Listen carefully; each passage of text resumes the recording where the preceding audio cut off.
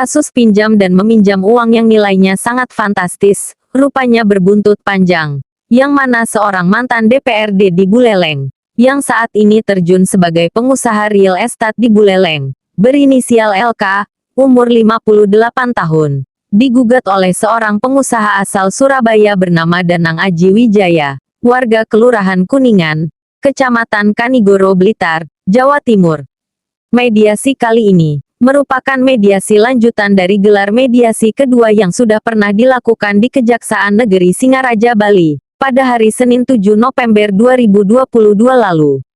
Dalam gelar mediasi kali ini, para kuasa hukum dari kedua belah pihak baik penggugat maupun tergugat sama-sama hadir dalam acara gelar mediasi tersebut.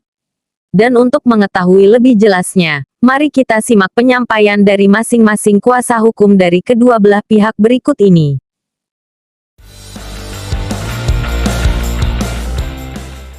Minggu lalu, dalam hal ini rekan kita yang juga selaku kuasa hukum dari tergugat Luh Kartianing dalam resumenya menyatakan di halaman 1 ini, poinnya saya bacakan. Ya, silakan. Bahwa pada dasarnya apa yang telah didalilkan penggugat kepada tergugat terhadap gugatan luar prestasi tersebut tidak benar. Poin 2, bahwa pada dasarnya tergugat tidak pernah mengetahui, membuat, bahkan menyepakati ada perjanjian pinjam meminjam uang sebagaimana yang telah didalilkan oleh penggugat. Poin ketiga, bahwa tergugat tidak pernah bertemu dan memiliki hubungan hukum dengan tergugat. Jadi resume yang disampaikan oleh rekan kami selaku pengacara dari tergugat Luh Kartianing ini kontradiksi dan bertentangan dengan apa yang terungkap pada agenda mediasi hari ini. Ya, betul. Secara jelas dan terang benderang bahwa tergugat Luh Kartianing mengakui bahwa dia pernah bertemu, pernah mengenal, dan memiliki hubungan hukum. Ya. Jadi berbanding terbalik jadinya apa ini? Terbalik ya. dengan apa yang kita dengar hari ini. Demikian.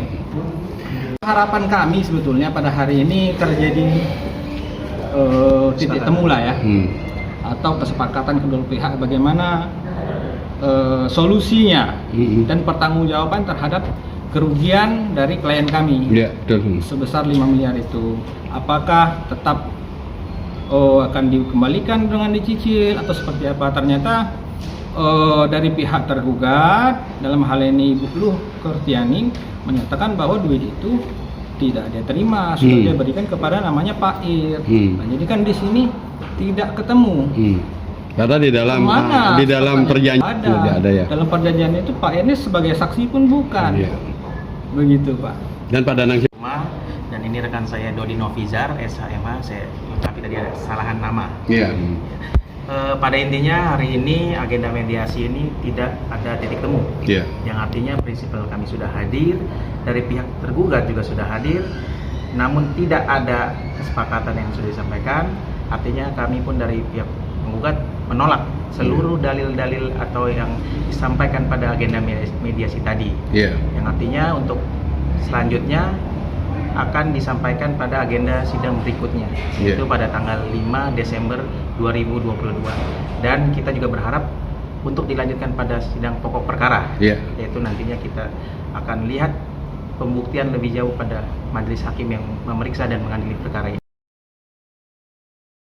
Sementara, pada saat ditemui oleh awak media Detik Nusantara News, kuasa hukum dari tergugat ia mengatakan, guna untuk lebih jelasnya, mari kita simak penyampaian dari kuasa hukum tergugat berikut ini. Apa yang terungkap dan apa dari hasil mediasi tadi, Pak?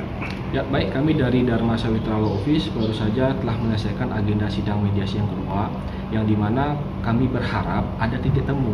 Akan tetapi dari pihak kuasa penggugat yang dalam hal ini diwakili oleh prinsipal datang langsung, dia sudah menjelaskannya berkaitan apa?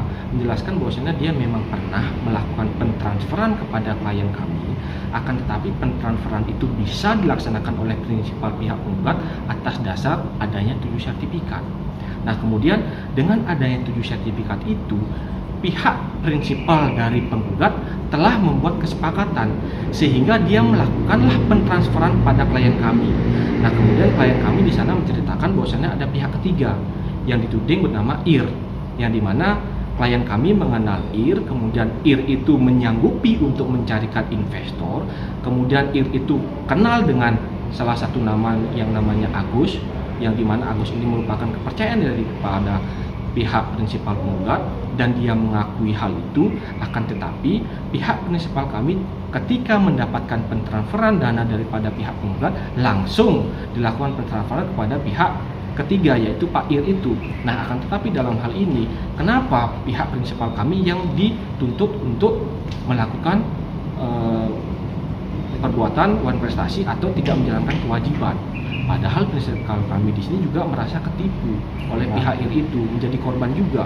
Karena apa? Karena Ir ini juga kenal langsung dengan orang kepercayaan pihak penggugat. Demikian, Pak. Baik, kemudian lanjutan daripada agenda mediasi ini, bahwasanya dari pihak kuasa hukum pihak penggugat menyatakan adanya NJOP. Ingat, NJOP ini merupakan nilai jual objek pajak yang dimana ditentukan oleh pembayaran pajak di masing-masing daerah. Nah, tadi pihak penggugat mendalilkan bahwasanya NJOP itu dipersamakan di kota-kota besar yang menggunakan perhitungan meter persegi. Akan tetapi di Bali itu menggunakan perhitungan ARE. Jadi kalau misalnya kita menggunakan nilai jual objek pajak itu berkaitan dengan NJOP, hancur semua nilai pasaran yang ada di daerah Buleleng. Sehingga hemat kami, sepengetahuan kami, NJOP itu adalah 1% daripada nilai jual pasaran yang ada di daerah tersebut. Terima kasih. Demikian berita yang dapat saya sampaikan. Tetap bersama saya Risel, mewakili kru yang bertugas IGD Sumarteyase di Buleleng, Bali, mengucapkan terima kasih.